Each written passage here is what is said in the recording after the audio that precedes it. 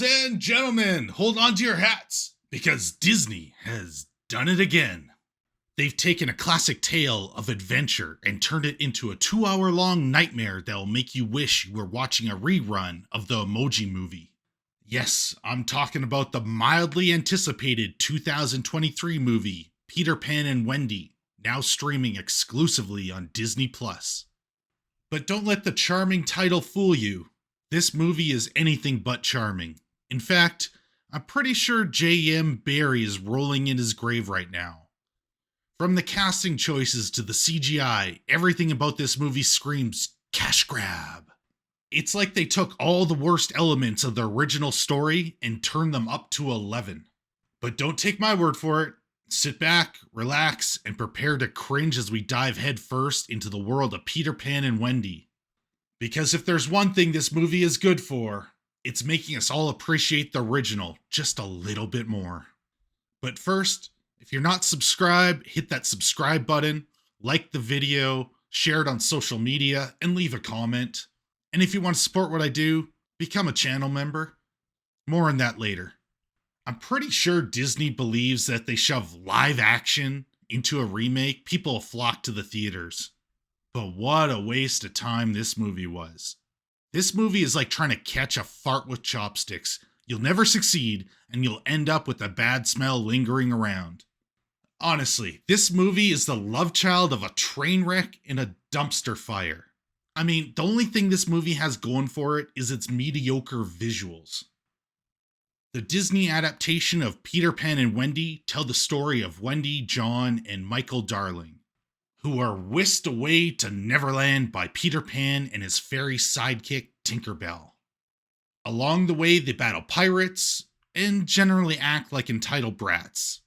It's like Lord of the Flies meets Honey, I Shrunk the Kids, only without the levity that children hunting each other can possibly bring. No! The plot of this movie is about as coherent as a Kanye West tweet. We've got a flying boy who never grows up, a bunch of lost boys who do God knows what, and a villainous pirate with a hook for a hand. Oh, and there's a giant crocodile that supposedly is always hunting Hook, but only shows up once. Hook's nemesis is so poorly set up that the movie would have been better off if it never showed up. I haven't seen something so irrelevant since the time I tried to learn French for my trip to Japan. The original Peter Pan was a classic, and they couldn't even come close to capturing the charm and charisma of the original cast. But this version felt like it was written by someone who was suffering from a severe case of writer's block. The pacing was slow, and the plot was predictable. It was like they were trying to milk every last penny out of the franchise, without putting any actual effort into making a quality film. As for the characters, let's start with Peter Pan, who's supposed to be charming and adventurous, but instead he comes off as a creepy stalker who's obsessed with Wendy. Then there's Tinkerbell, who's basically a jealous ex-girlfriend with wings and looks like a rejected Bratz doll. Really, the pirates are the only ones who are halfway interesting, but even they get bogged down in cliches. Oh, and let's not forget about the gender-swapped Lost Boys. I mean, who cares about canon accuracy when you can just throw in some tokenism to make it seem like you're progressive? They're supposed to be a gang of mischievous young boys, but in this movie, they're just overly sensitive teenagers who look like a bunch of Disney Channel rejects that got lost on their way to a Jonas Brothers concert. You think God is in control here? I am in control! I've been in control since the 50s, in case you haven't noticed! Now, the acting in this movie is so bad. I had to check my calendar to make sure I hadn't accidentally traveled back in time to an era of silent films. The child actors are wooden and lifeless, and the adults are just going through the motions. Jude Law in particular looks like he's trying to remember where he left his car keys rather than playing a menacing pirate. Was he trying to play a pirate or a discount James Bond villain? His performance was so ridiculous, I half expected him to start stroking a fluffy white cat. Alexander Maloney and Ever Anderson, who played Peter Pan and Wendy respectively, were so wooden they made Pinocchio look like Daniel Day-Lewis. I mean, who thought it was a good idea to cast a kid with the acting range of a sock puppet as Peter Pan? I've seen more emotional range from a coma patient. Seriously, these two had less chemistry than two pieces of driftwood. Apparently, when casting Wendy, the only thing the casting director was looking for was a girl who could sing a lullaby and walk the plank without falling off.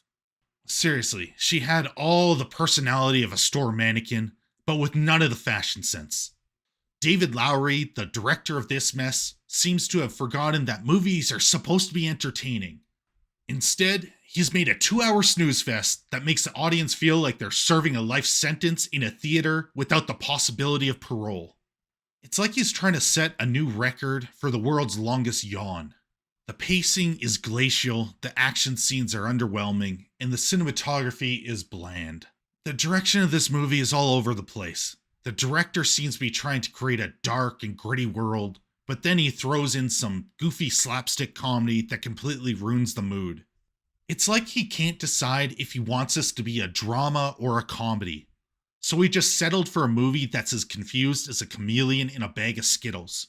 The writing, you guessed it, is also so bad. The dialogue is stilted and cliche, the jokes fall flat, and the plot twists are telegraphed from a mile away. There's nothing surprising or original here. It's like the writers just Googled Peter Pan and copied the first Wikipedia page they found. The cinematography and special effects are okay, but nothing to write home about. The special effects look like they were done on a shoestring budget, and the cinematography is about as imaginative as a dead fish. I mean, if I wanted to watch something this boring, I'd watch C-SPAN. The green screen is painfully obvious, the CGI is cartoonish, and the costumes look like they were bought at a Halloween store. I mean, I know this is supposed to be a fantasy movie, but it's like they didn't even try to make it look believable. To make matters worse, the fight scenes were so poorly choreographed, they made the schoolyard fights I had as a kid look like they were directed by Martin Scorsese. And what is up with that crocodile? Its roar sounded like a dying cat voiced by Pee Wee Herman. But let's talk about the real issue with this movie, the music. I'd rather listen to a chorus of off-key banshees than endure another minute of the cringy musical numbers. You sound like a dying pig. It would have sounded better if they hired a flock of geese as backup singers. All in all, Peter Pan and Wendy was more disappointing than getting a gift card to a store that closed down 2 years ago. Sure, it had some pretty visuals, I guess, but at the end of the day, it was just another soulless Disney remake that lacked the magic of the original. It's like they took the original story and sucked all the magic out of it, leaving us with a lukewarm, overcooked, and underwhelming mess. Peter Pan and Wendy is a dumpster fire of a movie. It's like someone took all the worst elements of Hook, Alice in Wonderland, and The Wizard of Oz, mixed them together, left it out in the sun for a week, then served it up as a movie. By the end of it, I was rooting for the crocodile to come and eat every character. So, if you're thinking about watching Peter Pan and Wendy on Disney+, just don't waste your time. Make sure you smash the like button, leave a comment, and share the link on social media. It helps let YouTube know my video is worth watching and will send out notifications. It really helps the channel. Now, if you like what I do and want to support my channel, consider becoming a channel member.